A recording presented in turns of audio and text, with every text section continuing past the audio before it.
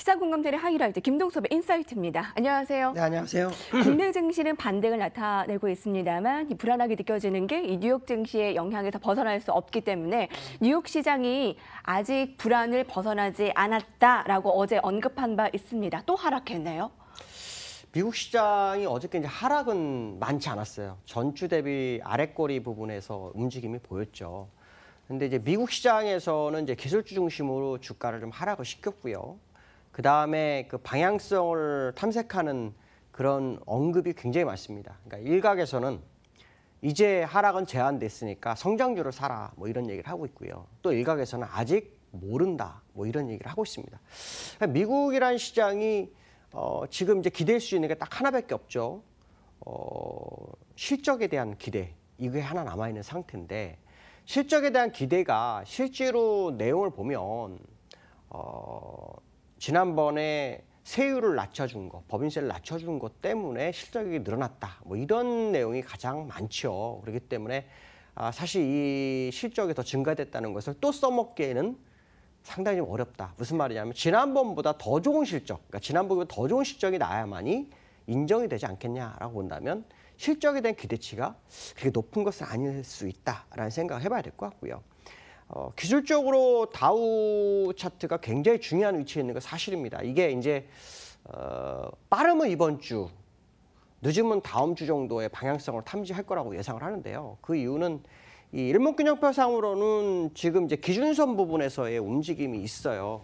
일단 깨졌다가 올라온 상황이었고 60주선까지 한 번도 가지 않았습니다. 여기서부터 가지를 않았는데 저는 이제 여기서 이제 느끼는 것 중에 하나는 뭐냐면 이 일목균형표상에서 후행 스팬의 각이 너무 지금 가파라요. 그러니까 이 후행 스팬이 돌 수 있는 시간이 필요합니다. 만약에 반전이 진짜라면 여기서 확실하게 돌려주는 것이 좀 빠르게 일어나야 될 것 같고요.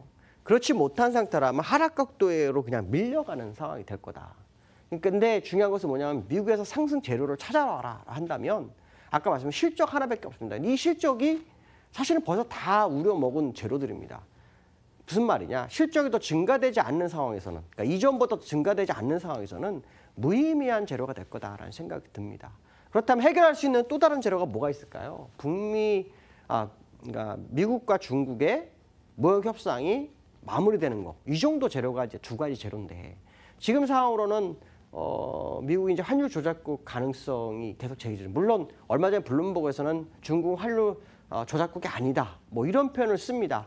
그러나 시장에서는 결과가 나올 때까지는 불안할 수밖에 없죠. 이제 그러한 부분들이 해결이 되면 혹시 결국 중국과 미국이 무역 협상에서 큰 변화 없이 해결하는 국면에서 좀 더 뉴스가 커졌구나 이렇게 해석을 할 수 있죠. 근데 만약에 환율 조작국으로 지정이 되는 상황이 되면 좀 시간이 좀 다를 수 있죠. 이게 이제 두 번째 이슈 사건이 좀 다를 수 있는데 그게 두 번째 이슈에 같이 있습니다. 두 번째 이슈를 한번 보면 지금 두 번째 이슈에서 제가 이런 얘기를 합니다. 그러니까 미국이 중국 환율 조작국으로 지정할 수 있을까에 대한 부분이죠. 실제로 이거를 지정하게 되면 이제 미국과 중국은 무역 분쟁이 이제 본격화가 진짜 된다고 보시면 됩니다. 그러면 이제 중국 입장에서는 국채를 이제 많이 팔죠. 지금도 발표는 안 났지만 전 개인적으로 국채 지금 올라가는 거 중국에 팔고 있다. 이렇게 해석을 하고 있는데요. 환율 보고서가 사실은 15일 새벽에 미국에서 발표가 났어야 되고 우리나라 16일 오늘 내용을 알아야 되는데 지금 늦어지고 있습니다. 왜 안 나올까요? 만약 환율 조작국 지정이 안 됐다거나 그렇다면 벌써 발표해도 아무 상관이 없는 거죠. 근데 제가 여기서 약간 의문점이 있습니다. 무슨 말이냐면 분명히 환율 조작국으로 지정이 안 됐다라는 이슈가 굉장히 많은 상황인데 여러 가지 이슈 중에 첫 번째가 뭐냐면 어저께 미국에서 일본에 대해서 예외 아니다 이런 표현을 썼어요. 그래서 어저께 일본이 빠졌죠. 그러고 난 다음에 오늘 발표인데 발표가 늦어지고 있어요. 이게 지금 무슨 이유일까에 대한 부분입니다. 왜냐하면 환율 지정이 아니라면 굳이 늦출 이유가 없죠. 뭐 미국장을 열리는 시점에 맞춰서 하려고 하나? 뭐 이런 생각도 할 수는 있지만 굳이 그럴 상황은 아닐 거다. 그렇다면 환율 조작국을 지정 안 하더라도 뭔가가 있지 않을까? 뭐 이런 생각을 해볼 수도 있고요. 혹시 트럼프의 잘하는 거 앞에서는 좋게 하고 뒤에서 한 대 때리는 거 이거 잘하죠? 그런 거 아닐까? 뭐 이런 생각도 좀 우려가 생깁니다. 그래서 사실 지금 환율 보고서가 임박한 것이 시장의 관전 포인트가 될 것 같다. 뭐 이런 얘기를 말씀드릴 수 있습니다. 근데 제가 왜 이 말씀을 드리냐면 중국이 제가 중요한 자리, 하반경직석이 예상됐던 자리를 깰 거다라는 표현을 깨고 있어요. 그렇기 때문에 이 환율 보고서 발표인 바 굉장히 의미가 깊고요. 이게 이제 세 번째 이슈하고 맞물립니다. 이제 세 번째 이슈를 보면 우리나라가 이제 V자 반등 가능성이 있느냐? 뭐 이게 이제 굉장히 중요하게 작용하죠. 근데 여기에서 우리가 봐야 될 게 뭐냐면 시장은 반등할 때 조건이 몇 개가 있습니다. 가장 큰 조건은 뭐냐면 시장 반등을 필요로 한 불확실성이 없애는 거예요. 근데 지금 우리나라에서 바라볼 수 있는 불확실성이 몇 가지 있죠. 환율 보고서가 어떻게 나올지.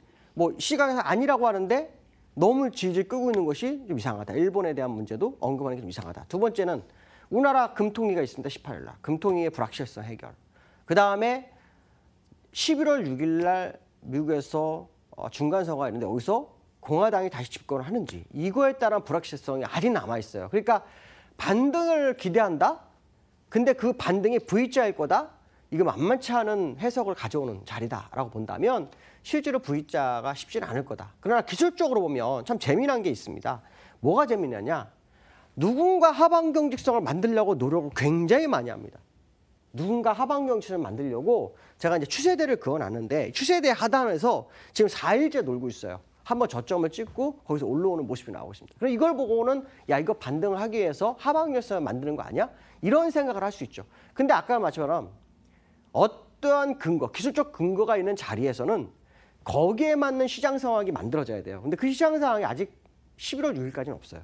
그러니까 이 부분을 본다면 급반등에 대한 부분이 굉장히 약해져 있는 상황이 아닌가라는 부분을 봐야 되고요. 두 번째 또 봐야 될 게 뭐냐면 수급입니다. 수급. 수급이 외국인이 사줘야 돼요.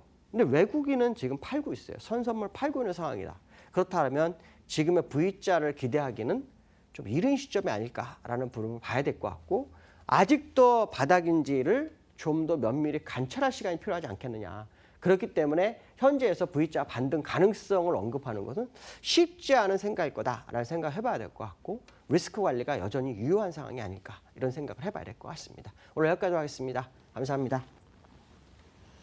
네, 오늘의 그 반등을 좀 자율적인 반등 정도, 이 매수의 시그널이라기보다 매도의 이 반등 좀 많은 다수의 의견을 들어봤습니다.